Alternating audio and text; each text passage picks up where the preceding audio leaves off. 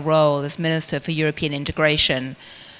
In your view, what are the key reasons for the hesitation of most of the governments in terms of supplying the level of equipment that's needed?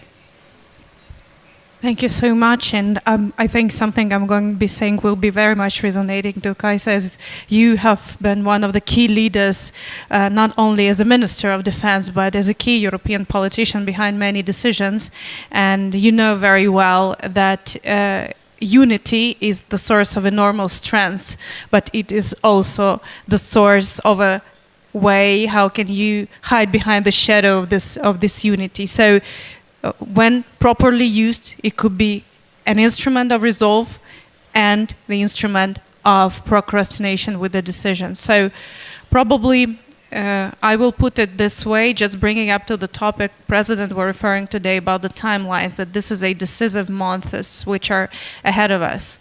When the full-scale war started, the whole world has to support our fight for democracy and freedom, fight for Europe, to stop and deter Russian Federation from further aggression in the center of Europe. And this has been the reason behind more than 50 nations stood for support of Ukraine and made the decisions they made, and many decisions that we had.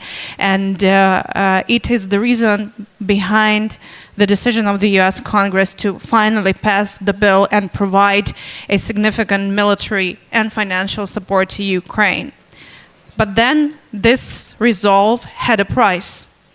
In all European political context, in elections, every leader had to face electoral process, had to face personal attacks. Many of them had resigned. We even called this, you know, the waterfall of prime ministers in the beginning of war, which has been taking place. It is, of course, now possible to stand back from the message of supporting Ukraine, but it is possible not to make the decisions which are needed. Ukraine has never been letting down the partners, not only with our fight, but also with the commitment of Ukrainian people, with our resolve, with our belief in the values we're standing for, and this has never allowed anybody around the world to step back and say that Ukraine does not have to be worth of being supported. But now the moment is really complicated, because those who stood for the democracy and freedom and peace in Europe have to stood for these values to prevail. And this task becomes even more complicated because at this particular moment we know what is needed for that. We know that Ukrainian people are standing on their land, standing for their land. Ukrainian armed forces are capable to give all of us the time at least to discuss about that. And that Ukrainian armed forces are capable to implement what Ukrainian leader is asking for. If Ukraine is provided with a decision, Ukraine can disable Russian Federation from terrorizing our cities. If Ukrainian sky is secured throughout the eastern flank of NATO, we will ensure that the global food security, global energy security is preserved. We will do it ourselves. And if we are provided with the necessary amount of military support, we will prevail, and we will really deoccupy our territory and throw the enemy out. So, and it makes it even more complicated to make the decision. That's why I have to be, of course, politically correct. I have to be diplomatically correct. But I also can speak with the sense of political intuition.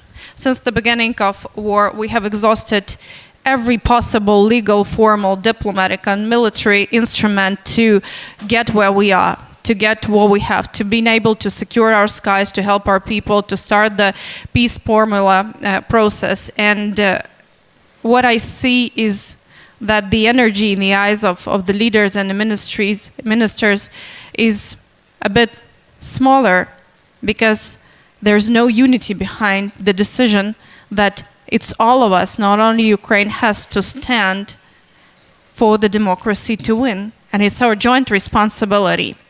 And in that regard, my political intuition says that Ukraine has to be very clear. We have made our choice.